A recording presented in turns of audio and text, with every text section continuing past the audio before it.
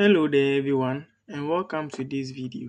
It's a YouTube tutor here, and today I'm showing you how to solve 77 squared with this fast and simple trick I just learned.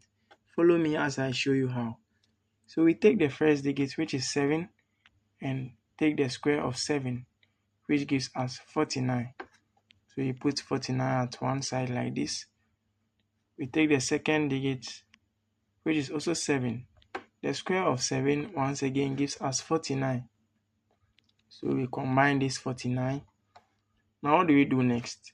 We multiply this and by this. So what I mean is 7 by 7, which gives us 49 times 2, which gives us 98. So we write this 98 under this clearly as I've done, and add a 0 to it and just sum it up. 9 plus 0 gives us 9. 8 plus 4 gives us 12. 2, we bring 1 here. 9 plus 1 gives us 10. Plus 9 gives us 19. So we write 9 and bring 1 here. 4 plus 1 gives us 5.